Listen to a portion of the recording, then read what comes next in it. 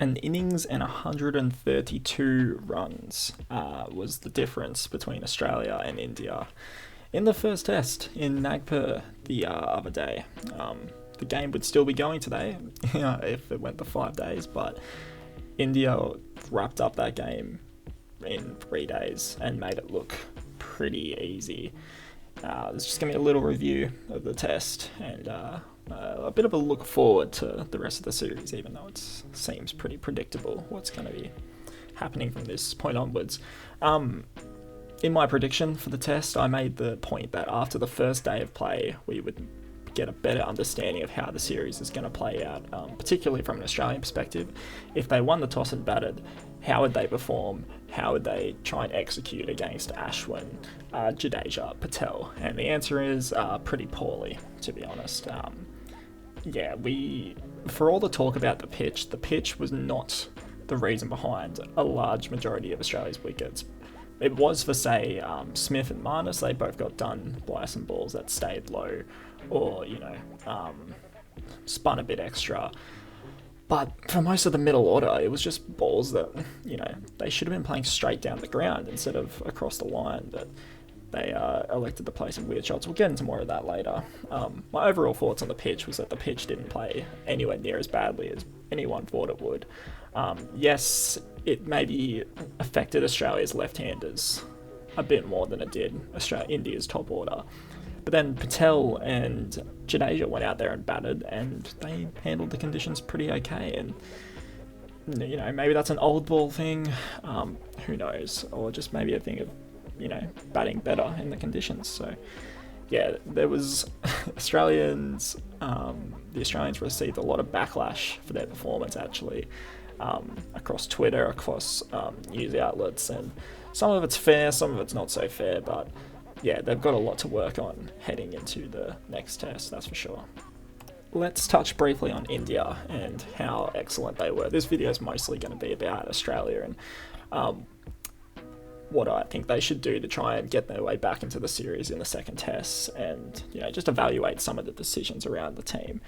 But I just want to talk about India for a second because I want to make clear how really extraordinarily good India were in that test match and how they played the conditions to an absolute T. So first of all, their selection. In the end, they did go with Siraj and Shami. I don't think anyone was really too surprised by that. They did end up leaving Kuldeep out again. No surprises there. They went with KS Bharat, which I think most people would have predicted, and he did a great job, to be honest. I think he looked, maybe he was a little bit nervous on the first day, but there was a few that he kind of wasn't quite in the best position to take. But overall, he had a really good game. He took a really good stumping off Marnus, and yeah, he was just very energetic behind the stumps as well. Now, the big one was from India's perspective with selection was that they took Sky over Shubman Gill, which I was really surprised about.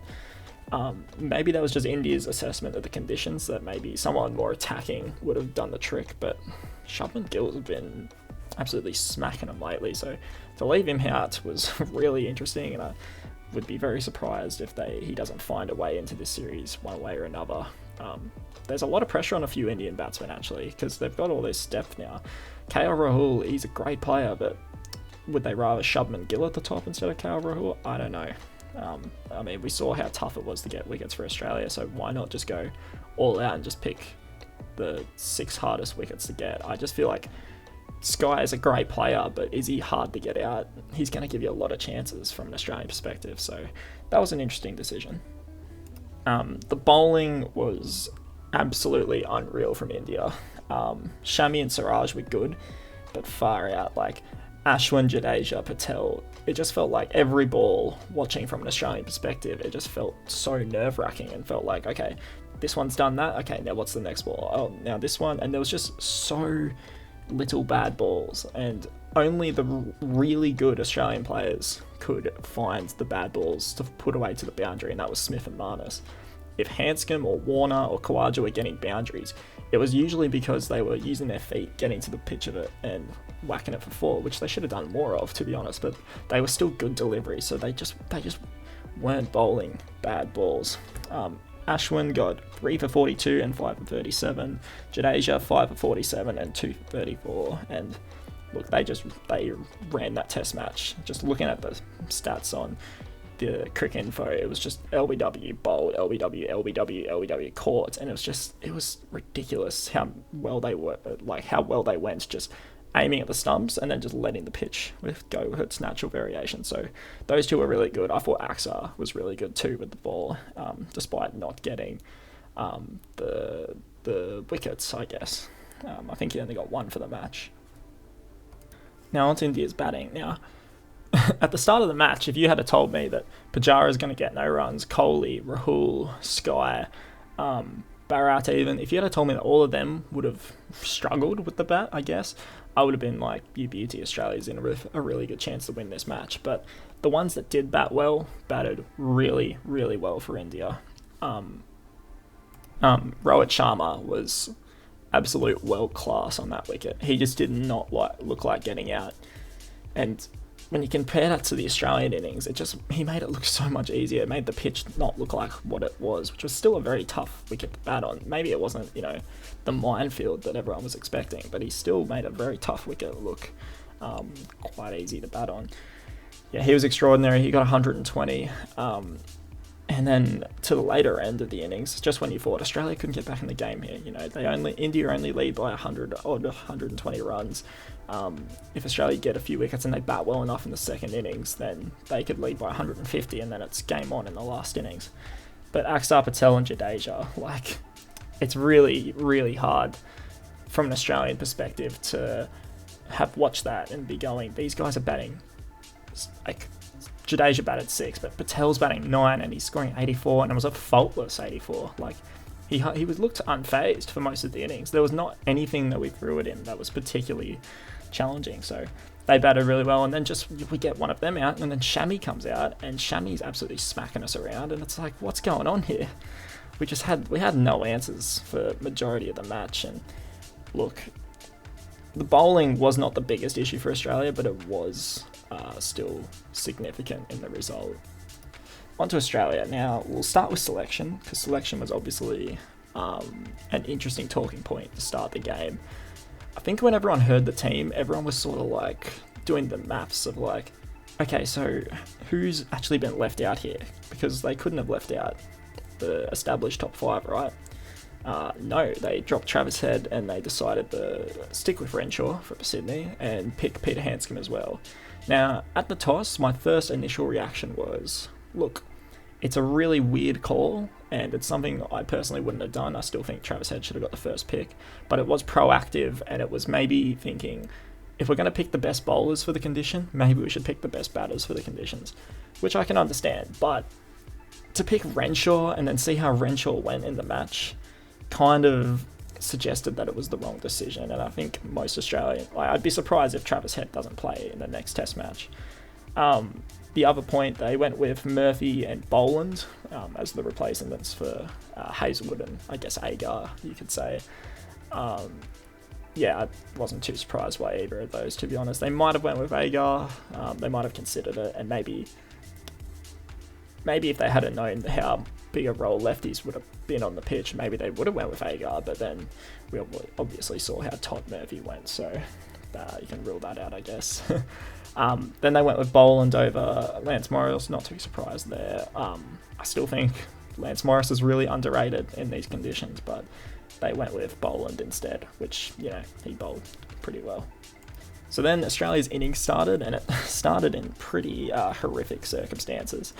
Khawaja, the LBW, there was a lot of is DRS still working or whatever, about that dismissal. Everyone seemed to think it was going down leg. On first viewing, I thought that was pretty out, and a lot of the time with those ones with DRS, it's just the nature of it, is that as soon as it hits the pad, it just pretty much goes straight on, and that's usually how it goes. With DRS, maybe it wasn't hitting as much as the stump, maybe it should have been an umpire's call, it doesn't matter, it was out, and DRS is the same for everyone, so that, in my opinion, it was out. So that was a bad start, and then the next over, Warner gets absolutely castled by Shami, and look, Warner just looked so out of touch in that short innings. He looked like he was nervous, he was waiting for the pitch to just spit or do something instead of just playing cricket. it was really bizarre to watch, and Shammy just made him. There was a beautiful delivery, but Warner's feet were just like nowhere in that dismissal. Just not forward, not back. Just got absolutely castled. So then Smith and Marnus batted, and shock horror, they're our best two batsmen by far, and we're going to need a lot of runs out of the two of them if we're going to even think about getting back in this series.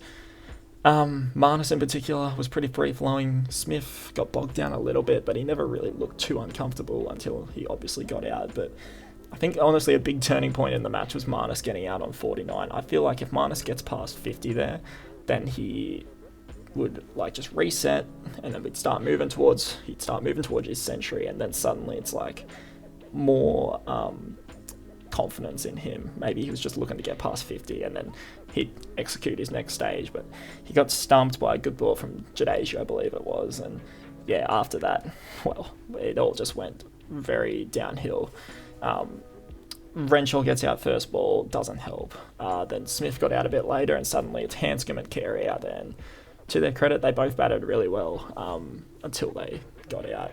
Carey in particular, I actually really admired Carey. He played his reverse sweep, he played his shots, and my thinking is if you're going to play those shots, like you always get stick when you get out playing reverse sweeps, but if you're going to play those shots and you've trained to them and you play them well, play them. I believe that was a pretty good call by Carey until he obviously didn't execute one, got bowled. And then, yeah, the same for Hanscom. I thought he looked good in the first innings.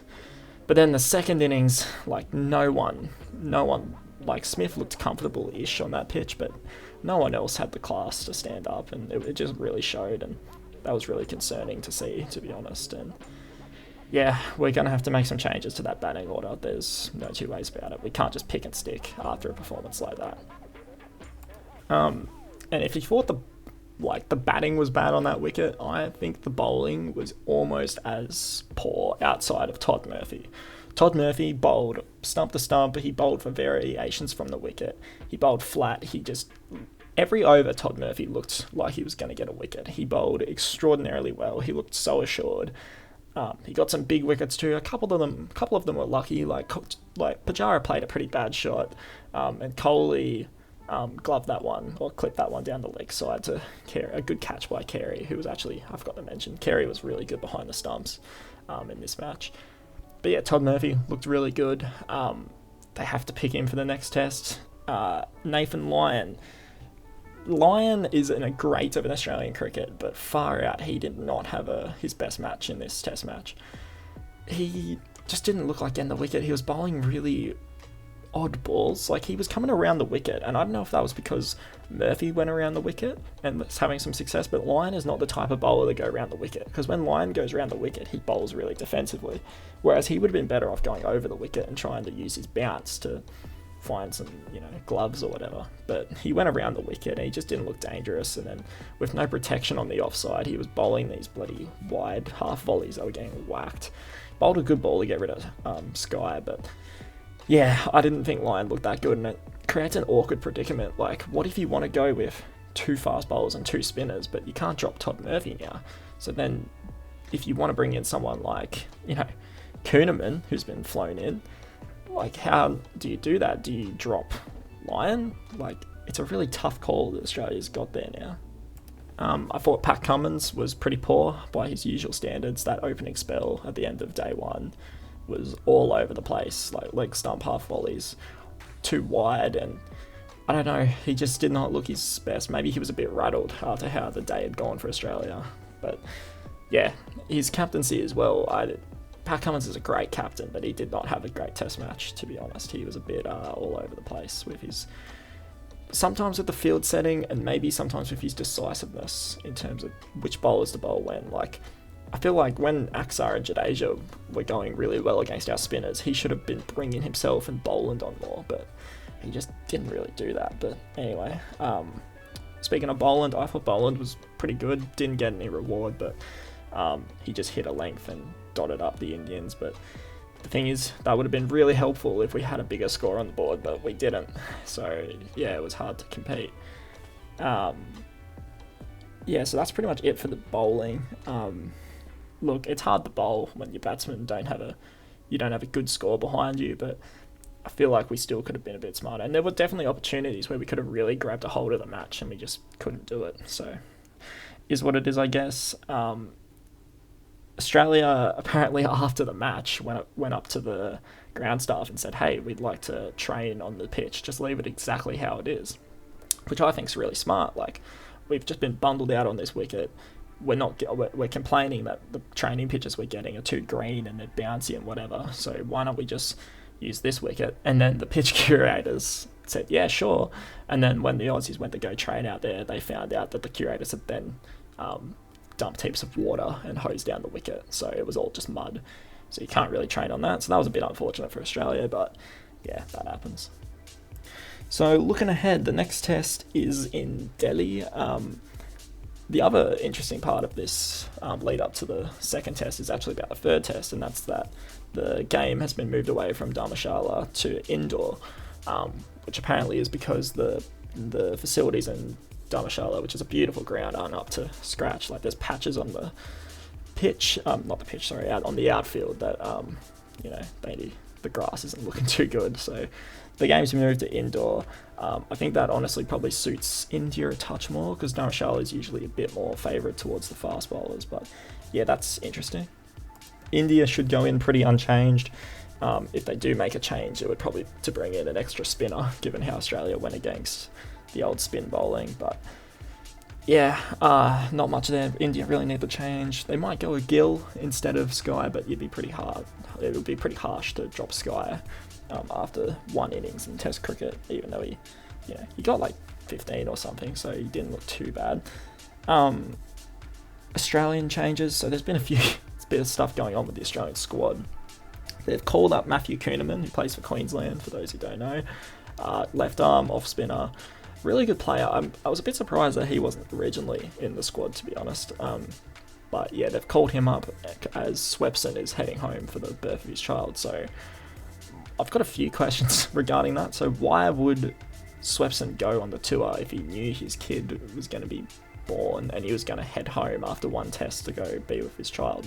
Is that because the team has said, look, Sweppo, there's not much chance you're going to play in this match or for the rest of the series, so just head home? I just find that weird. And if that was the case and they knew about that, then why wasn't an extra spinner already taken? I think Matthew Kuhnemann's a good bowler, and I think he jumps the queue in terms of going ahead of Agar in the left armers.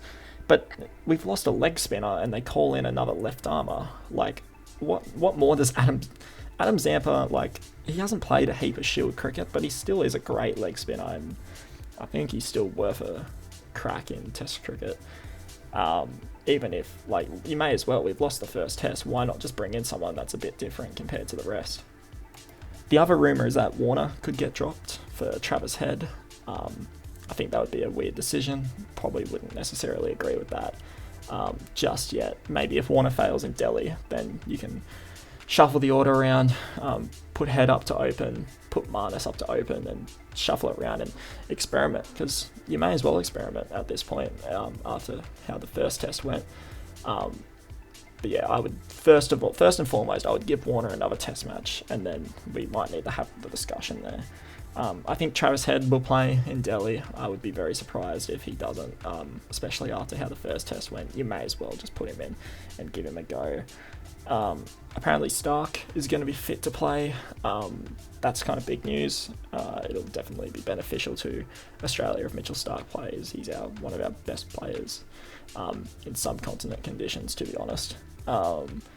Cam Green and Hazelwood are unlikely to play in the next test. That would have been probably the change I would have made, is that Cameron Green would have probably come in for Renshaw, and Travis Head would have had to have played somewhere. But yeah, we need to be back at full strength soon. And honestly, the team that lost the first test was still a really strong team and should have done better than what they did. But yeah, maybe someone like a Cameron Green coming into the team after having a little bit of a rest would have been really good for this match. But yeah, overall thoughts, it's going to be real tough for Australia in the second test. I'll probably do a little preview later in this week for that match and have a look at the pitch and the teams and the talk around the squad. But yeah, Australia got humbled in the first test, and it's going to take a lot to get back into the series, but we'll see what happens. We'll see if we can bring it back.